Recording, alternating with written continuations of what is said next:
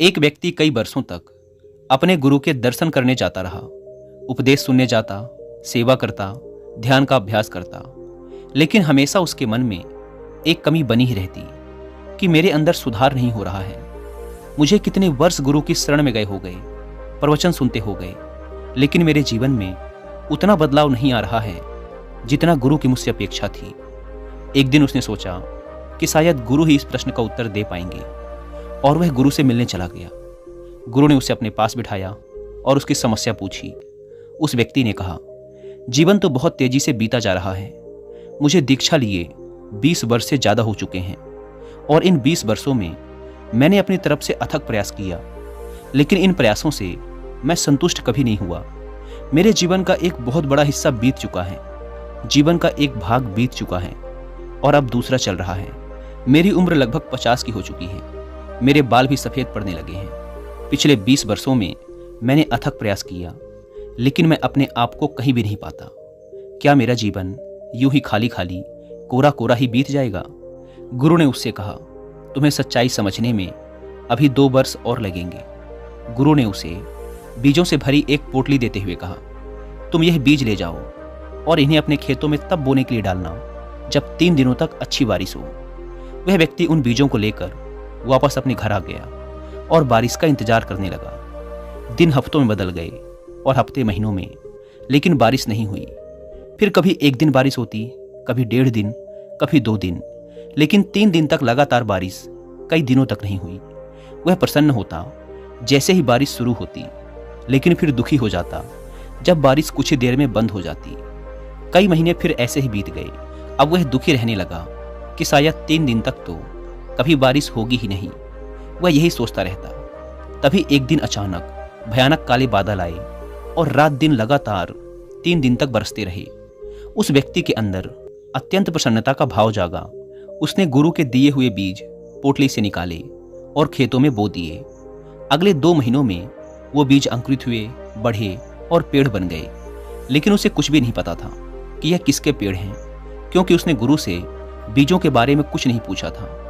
तीसरे महीने से उन पेड़ों में फूल आने शुरू हो गए और देखते ही देखते चारों ओर फूल ही फूल हो गए। तितलियां, मधुमक्खियां, भौरे और ना जाने कहां कहां से लोग उन फूलों को देखने और उनकी सुगंध का आनंद लेने आने लगे।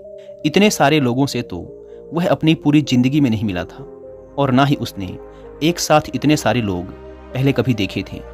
वह बड़े आश्चर्य में था कि इतने सारे लोग आ कहां से रहे हैं, बिना बताए, मुझे जानते भी नहीं, पहचानते भी नहीं, मेरा इनसे कोई संबंध नहीं, ये लोग आ कहां से गए?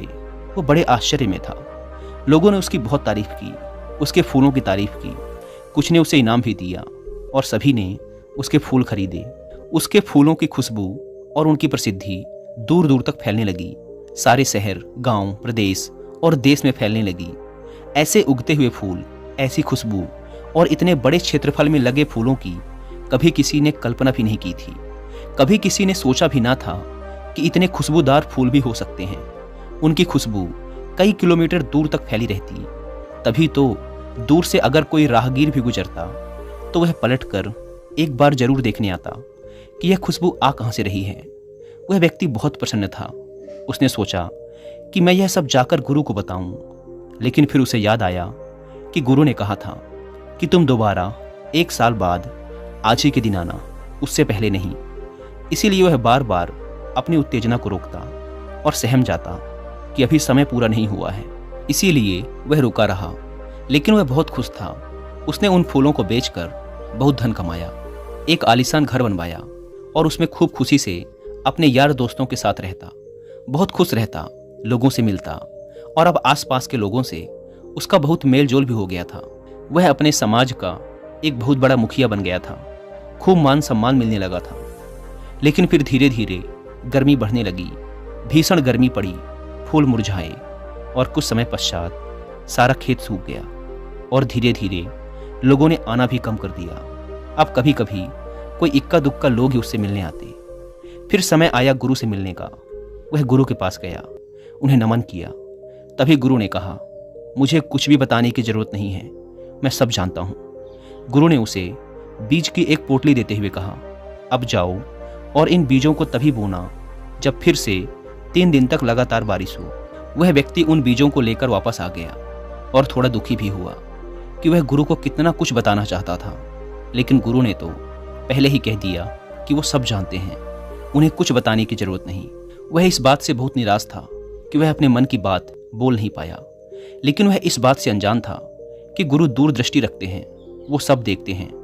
वह घर आया और फिर से बारिश का इंतजार करने लगा और वह बहुत खुश भी था कि मुझे फिर से बीज मिल गए, फिर वही फूल उगेंगे, फिर चारों तरफ सुगंध फैलेगी, फिर दूर दूर तक मेरी ख्याति फैलेगी, लोग मुझे इनाम देंगे, मेरी प्रशंसा करेंगे, मेरे फूलों की बिक्री होगी, मुझे मान सम्मान मिलेगा।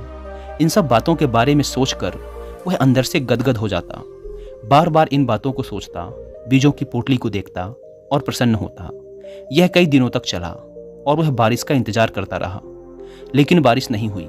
जब हुई भी तो 1 दिन 2 दिन, लेकिन 3 दिनों तक लगातार बारिश नहीं हुई। कई महीने बीत गए। अब वह थोड़ा उदास रहने लगा कि क्या इस बार 3 दिन तक लगातार बारिश होगी ही नहीं। कहीं गुरु ने इस तरीके से मुझे कुछ समझाने का प्रयास तो नहीं किया जो मैं समझ नहीं पा रहा, क्योंकि अब तो बारिश हो ही नहीं रही। और अब वह मन ही मन तुलना भी करने लगा था कि पिछली बार तो इतने दिनों में बारिश हो गई थी, लेकिन इस बार तो उससे भी ज़्यादा दिन बीत गए और बारिश अब तक नहीं हुई। फिर एक दिन काले बादल आए और 3 दिन 3 रात तक मूसलाधार बारिश हुई। इस बार इतनी बारिश हो गई कि उसके खेत की मिट्टी का ऊपरी हिस्सा ही बह गया। वह यह सोचकर परेशान भी हो गया कि इस बार ज़्यादा समय लग जाएगा खेत को तैयार करने में, क्योंकि मिट्टी की ऊपरी परत बह गई है। फिर जैसे तैसे करके बारिश रुकी। उसने बड़ी मेहनत से खेत तैयार किया और वो बीज खेत में बो दिए, लेकिन इस बार भी उसने गुरु से नहीं पूछा था कि यह किसके बीज हैं। उसने खुद ही कल्पना कर ली थी कि यह उन्हीं फूलों के बीज होंगे। धीरे धीरे वो बीज अंकुरित हुए, बड़े हुए और उनमें फूल आने लगे। लेकिन वह यह देखकर हैरान हुआ कि इस बार फूल इतने छोटे क्यों हैं। लेकिन वह फिर भी इंतजार करता रहा। उसने सोचा शायद इस बार इन पेड़ों में फल आने वाले हैं। लेकिन कुछ दिनों बाद उसने देखा कि सारे पेड़ों में धीरे धीरे हरी मिर्च लगने लगी है और वह मिर्च की फसल बड़ी तेजी से फलने फूलने लगी। धीरे धीरे वह मिर्च लाल होने लगी, लाल सुरंग। कुछ दिनों तक खेत में तोते आए। तोतों ने कुछ मिर्च खाई, लेकिन इस बार कोई तितली नहीं आई, कोई भौरा नहीं आया, कोई मधुमक्खी नहीं आई। और इस बार ना तो आसपास से कोई लोग आए, ना कोई सुगंध उठी, ना कोई सुंदर नज़ारे बने और ना ही दूर दूर से राहगीर आए उसके खेतों को देखने। इस बार ऐसा कुछ भी नहीं हुआ। वह बहुत आश्चर्य में था कि आखिर इसके पीछे क्या रहस्य है। वह थोड़ा चिंतित भी होने लगा, लेकिन थोड़ी उत्सुकता भी थी कि देखते हैं आगे क्या होता है। फिर जैसे जैसे गर्मी बढ़ने लगी वो मिर्च लाल होने लगी और धीरे धीरे वो मिर्च पककर खेत में ही गिरने लगी और सूखने लगी। सारा खेत भी सूख चुका था। धीरे धीरे वो मिर्च फटने लगी और सारे खेत में फैलने लगी। और जैसे जैसे गर्मी बढ़ने लगी, गर्म हवाओं के साथ वो मिर्च भी उड़ने लगी और उस मिर्च से लोगों की आंखें और लोगों के गले जलने लगे। अब लोगों ने दूर दूर तक उस ओर आना ही छोड़ दिया, वो रास्ता ही छोड़ दिया और जहां जहां वो हवा फैलती लोग परेशान होने लगे। बहुत भला बुरा कहते उस व्यक्ति को कि इस मूर्ख ने ये क्या कर दिया। अगर इसने इन मिर्चों को बो ही दिया था तो फिर बाजार में जाकर इन्हें बेच देता या फिर इनका कुछ इंतजाम करता, लेकिन इसने इन मिर्चों को खेत में ही गिर जाने दिया और अब ये मिर्चें लोगों की आंखों और गलों में चुभ रही हैं। लोग उससे बड़े नाराज रहने लगे और उसके खेत के आसपास जितने भी पशु पक्षी थे वो सभी वहां से पलायन कर गए। वह बहुत डरा हुआ था, वह अकेला पड़ गया। अब वह किसी तरह से खुद को बचाता, क्योंकि उसकी भी आंखों और गले में मिर्च लग रही थी। वह दिन रात अपने मुंह को कपड़े से ढककर रखता और हवा की विपरीत दिशा में बैठकर खुद को बचाने का प्रयास करता। यह सिलसिला कई महीनों तक चला। उसकी गुरु से मिलने की प्रचंड इच्छा थी, लेकिन गुरु ने पहले ही बोल रखा था कि साल भर बाद आज ही के दिन आना। वह बहुत परेशान था। उसके लिए एक एक दिन काटना बहुत मुश्किल पड़ रहा था, लेकिन किसी तरह से वो दिन आ गया जब वह अपने गुरु से मिलने जा सकता था। वह गुरु के पास गया और अपना सारा हाल सुनाना चाहा, लेकिन गुरु तो पहले से ही सब जानते थे। गुरु ने कहा, मैं सब जानता हूँ, तुम्हारे साथ जो हो रहा है, लेकिन अगर तुम समझ पाओ तो। गुरु ने उससे पूछा, क्या तुम कुछ समझे इन 2 सालों में जो मैंने तुमसे कहा था कि अभी तुम्हें 2 साल और लगेंगे? तुमने क्या समझा? सबसे पहले तो तुम ये समझो कि तुम कौन हो, क्या तुम्हें पता है कि तुम कहाँ से आए हो? क्या तुम्हें अपने पैदा होने का पता है? उसने कहा, नहीं, मुझे नहीं पता कि मैं कैसे पैदा हुआ। जब मैं समझने लायक हुआ और लोगों ने कहा कि यह तुम्हारी माँ है, इसी ने तुम्हें जन्म दिया है, तब मुझे पता चला कि मैं इस माँ से पैदा हुआ हूँ। लेकिन मेरे पैदा होने का मुझे कुछ पता नहीं। गुरु ने कहा कि तुम्हें यह याद नहीं कि तुम कैसे पैदा हुए, तुम्हें यह याद नहीं कि तुम्हारे माँ बाप कौन हैं। तुम्हें बताया गया कि ये तुम्हारे माँ बाप हैं, तब तुमने जाना कि ये तुम्हारे माँ बाप हैं, तुम इन्हीं से पैदा हुए हो, और फिर तुमने परिवार बनाया। क्या तुम्हें याद है कि तुम अपने परिवार को अपने साथ लेकर आए थे? क्या तुम्हें याद है कि तुम पैदा होते समय अपने साथ कुछ लाए थे? वह बोला, नहीं, मुझे याद नहीं कि मैं अपने साथ कुछ लाया था। तब गुरु ने कहा, क्या तुम्हें याद है कि तुम आज जो समझ रहे हो कि तुम्हें इतना ज्ञान है, तुमने इतना अध्ययन किया, तुम विद्यालय गए, तुम्हारे इतने यार दोस्त हैं, तुम्हारे बाल बच्चे हैं, तुम्हारी बीबी है, क्या इसमें से कोई भी ऐसा है जो पैदा होते वक्त तुम्हारे साथ था? या जब तुम्हारे माँ बाप ने तुम्हें बताया कि तुम हमारे बच्चे हो, तब भी क्या तुम इनमें से किसी के साथ थे? उसने जवाब दिया, नहीं, तब तो मैं एकदम अकेला था। गुरु ने पूछा, क्या तुम्हारे पास कोई पैसे थे, कोई धन दौलत थी? क्या कोई ऐसा इंतजाम था जिसके सहारे तुम अपना सारा जीवन निर्वाह कर सको? तब उसने कहा, नहीं, मेरे को तो जो मेरी माँ देती थी मैं वही खा लेता था। और क्या तुम्हारे पास ऐसी कोई भविष्य की चिंता थी कि कल तुम्हें दूध मिलेगा या नहीं मिलेगा, या फिर रोटी मिलेगी या नहीं मिलेगी? क्या तुम इसको लेकर चिंतित रहते थे? तब उसने कहा, नहीं, मैं चिंतित नहीं रहता था। मुझे तो जो मैं मांगता था मेरी माँ दे देती थी, और अगर उनके पास नहीं होता था तो इंतजाम करती थी, या फिर पिता से कहती थी कि बेटा ये मांग रहा है, लेकर आ जाओ। लेकिन मैंने तो अपनी तरफ से कुछ नहीं किया। मुझे याद नहीं कि मैंने कभी ये भी सोचा हो कि मुझे दूध कहाँ से मिलेगा, वह मुझे मिलता ही रहा है। तब गुरु ने कहा कि जब तुम्हें ये सब तब मिलता रहा है जब तुम्हें कुछ भी पता नहीं था, जब तुम्हें यह भी पता नहीं था कि कल तुम्हें ये मिलेगा या नहीं मिलेगा, तब भी तुम्हें ये मिलता रहा। जब तुम्हें यह भी पता नहीं था कि तुम कौन हो, कहाँ से आए हो और क्यों आए हो, तब भी तुम्हारी सारी परवरिश, सारी पूर्ति होती रही। तो क्या तुम ये सोचते हो कि अब तुम यह सब कर रहे हो? क्या अब तुम ये सोच रहे हो कि तुम्हें 20 साल यहाँ आते हो गए और तुम्हें अभी तक कुछ नहीं हुआ? तुम्हें क्या होना है? तुम क्या पा लेना चाहते हो? तुम तो हो ही नहीं। तुम कौन हो, जरा सोचो इस बारे में। क्या तुम्हें जिस नाम से पुकारा जा रहा है तुम वही हो? क्या तुम्हें पता है कि यह तुम्हारा ही नाम है? उसने कहा, नहीं, मुझे पता नहीं कि यह मेरा ही नाम है। लेकिन जब मेरे कानों में इस नाम की आवाज़ पड़ने लगी, जब मुझे यह समझ आने लगा कि यह मेरे से कहा जा रहा है, तब धीरे धीरे मुझे पता चला कि मेरी माँ मुझे इस नाम से पुकारती है। तब मुझे पता चला कि यह मेरा नाम है। तब गुरु ने कहा कि तुम हो ही नहीं, तुम अपने से आए ही नहीं हो। क्या तुम अपने से आए हो? क्या तुमने चुना था कि यही मेरे माँ बाप होंगे, यही मेरा घर होगा? क्या पैदा होने से पहले तुमने इस बारे में कुछ सोचा था, कोई चुनाव किया था? उसने कहा, नहीं, मुझे तो कुछ याद नहीं है कि मैंने कुछ चुनाव किया था। मुझे यह भी याद नहीं कि मैं पैदा हुआ। मुझे यह भी याद नहीं था कि ये मेरी माँ है, ये मेरे पिता हैं। मुझे कुछ भी याद नहीं, मेरा कोई चुनाव नहीं। तब गुरु ने कहा कि तुम हो ही नहीं। तुम अब जो कह रहे हो कि मैं हूँ, तुम जो कह रहे हो कि मैंने इतने फूल उगाए, क्या ये तुम्हारे बीज थे? क्या ये तुम्हारे फूल थे? क्या किया तुमने इन फूलों को उगाने में? जरा बताओ। वह चुप हो गया। उसके पास कोई जवाब ना था। वह सिर झुकाए गुरु के सामने खड़ा रहा। गुरु ने कहा, ये बीज तुम्हें मैंने दिए, और इन बीजों को तुमने 3 दिन बारिश होने के बाद जमीन में डाला। क्या वो बारिश तुमने कराई थी? क्या वह मिट्टी जिसमें बीज अंकुरित हुए उसे तुमने बनाया था? क्या तुमने इनके लिए कोई प्रयास किया? वह आंखें झुकाए चुपचाप खड़ा था। उसके पास अब कोई शब्द नहीं थे। गुरु ने कहना जारी रखा, क्या तुमने इन बीजों को जमीन के अंदर फटते हुए देखा है? क्या तुमने देखा है कि ये कैसे अंकुरित हुए और कैसे उसमें से पेड़ निकला? ये जमीन के अंदर जो सारा खेल हुआ, क्या तुमने इसके लिए कुछ प्रयास किया था? क्या तुमने उन बीजों के अंदर जीवन डाला था? उसके पास कोई जवाब नहीं। वह मौन है, चुपचाप खड़ा है। तब गुरु ने कहा कि तुम हो ही नहीं, बस तुमने मान लिया है कि तुम हो।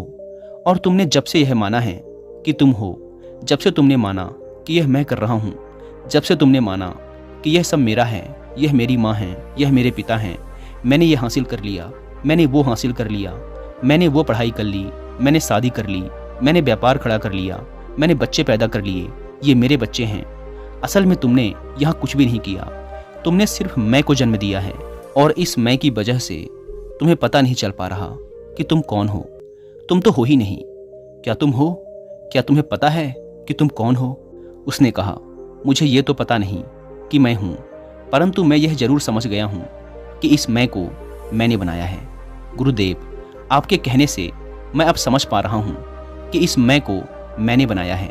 यह मैंने ही कहा है कि यह मेरा शरीर है, यह मेरी माँ है, यह मेरे खेत हैं, यह मेरे फूल हैं, यह सारे मैं मेरे ही हैं, मैंने ही बनाए हैं। मैं इन्हें लेकर नहीं आया था, क्योंकि जब मैं आया था तो मुझे तो पता ही नहीं था कि मैं कौन हूँ। मुझे तो लोगों ने बताया कि मैं हूँ, मुझे एक नाम दिया गया और जब मुझे उस नाम से पुकारा गया तब मुझे समझ आया कि मैं ये हूँ, मेरे शरीर का यह नाम है। लेकिन मुझे अभी भी यह पता नहीं कि इस शरीर के अंदर कौन है जो देख रहा है, बोल रहा है, सब कुछ समझ रहा है। तब गुरु ने कहा, जब तुम्हें कुछ भी नहीं पता कि तुम कौन हो और यह सोच रहे हो कि मैं 20 सालों से कर रहा हूँ, कौन कर रहा है? तुम्हारा मैं कर रहा है और यह मैं कहीं भी नहीं जाने वाला। 50 साल गुजर गए, अगले 50 साल और गुजर जाएंगे, लेकिन यह मैं कहीं नहीं जाने वाला। जो यह कह रहा है कि वो मेरे फूल थे, सच बताओ, क्या वो तुम्हारे फूल थे? जो यह कह रहा है कि मैंने ये बीज लगाए, क्या ये तुम्हारे बीज थे? तुम्हारा यहाँ कुछ भी नहीं, तुम हो ही नहीं। तुमने मान लिया है कि तुम हो और इस मान लेने से इस मैंने यह सारा संसार बनाया है। तुम्हारा मैं ही तुमसे कह रहा है कि मैंने यह फूल लगाए, मैंने फूलों की खेती की, मेरी प्रशंसा हो रही है, मेरी प्रतिष्ठा बढ़ रही है, मैं मुखिया बन गया उस समाज का, मैंने बहुत मेहनत की। क्या किया तुमने? क्या उन बीजों को तुमने बनाया था? क्या उन्हें धूप तुमने दी थी? वह निशब्द खड़ा था, उसके मुंह में कोई शब्द नहीं थे। अब उसके पास यह भी कहने को नहीं बचा था कि वह 20 साल से कुछ कर रहा है, वह ध्यान करता है। तब गुरु ने कहा, तुम मुक्त हो, तुम पहले दिन से ही मुक्त थे। ये तो तुमने खुद ही बेड़ियां लगाई हुई हैं और ये बेड़ियां हैं मैं की बेड़ियां। तुमने यह बेड़ियां लगाई हुई हैं कि मैं 20 साल से कर रहा हूं। यह मैं की बेड़ियां ही तुम्हारे रास्ते की सबसे बड़ी रुकावट हैं। यह मैं ही तुम्हें गहरे ध्यान में नहीं उतरने देता। यह मैं ही तुम्हें यहां से मुक्त नहीं होने देता। तुम यह मानो कि तुम हो ही नहीं, पर क्या तुम्हें लगता है कि तुम हो? मैं फिर पूछता हूं, क्या तुम हो? क्या तुम्हें पता है कि तुम आए हो? क्या तुम्हें पता है कि तुम पैदा हुए? नहीं, मुझे कुछ याद नहीं। तो फिर तुम हो ही नहीं, तुम बस मान के बैठे हो। जो कुछ तुम्हें दिख रहा है वह मैं है और इस मैं की वजह से ही तुमने संसार बनाया है और अभी भी तुम कह रहे हो कि मैं 20 साल से कर रहा हूं। यह तुम्हारा मैं ही तो कह रहा है। तो फिर यह मैं जाएगा कहां? यह तो यहीं रह जाएगा। तुम्हारे कोई बीज नहीं, तुम्हारे कोई फूल नहीं और ना ही तुम्हारा कोई प्रयास है बारिश कराने में, ना ही तुमने उन पौधों को हवा दी। क्या तुम्हारा कोई प्रयास है उन फूलों की खुशबू लाने में? क्या तुमने उन मधुमक्खियों को, भौरों को, तितलियों को कोई संदेश भेजा था? क्या फूलों के अंदर रस तुमने पैदा किए थे? तुम हो ही नहीं, बस तुमने मान रखा है कि तुम हो और तुम साथ कुछ भी लेकर नहीं आए। क्या तुम अपने साथ कुछ लाए थे? तुम्हें तो कुछ भी नहीं पता था। तुम्हें तो कपड़े पहनाए गए, तुम्हें साफ सफाई से रहना सिखाया गया। तुम्हें यह भी पता नहीं था कि कैसे खाना है, कैसे पीना है। तुम्हारे मुंह में स्तन को लगाया गया, तब तुमने दूध पीना सीखा। क्या प्रयास किया तुमने अपनी रोटी, अपने दूध के लिए उस समय? वो तुम्हें मिलता ही रहा और आज तुम ये सोचते हो कि मैं इंतजाम कर रहा हूँ, मैं कमा रहा हूँ। आज तुम सोचते हो कि ये मेरे बच्चे हैं, जब मैं खिलाऊंगा तब ये खाएंगे। तुम हो ही नहीं, बस तुम मान के बैठे हो। और जो ये सोचता है कि मैं हूँ, मेरे बच्चे हैं, मैं कमा रहा हूँ, मैं कर रहा हूँ, यही मैं ही तुम्हारे दुख का कारण है। यही तुम्हारी बंदिश है, यही तुम्हारा बंधन है, यही तुम्हारी बेड़ियां हैं। तुम मुक्त ही हो, तुमने शरण ले ली है बुद्ध की, तो अब मुक्त हो जाओ। तुम मुक्त ही हो और तुम्हें सब कुछ मिलता ही रहेगा। यह कहते हुए गुरु मौन हो गए। कहा जाता है कि वह शिष्य इसके बाद वहीं बैठकर ध्यान में तल्लीन हो गया और उसके बाद वह उठा ही नहीं, वह मुक्त हो गया, उसे परम निर्वाण प्राप्त हो गया।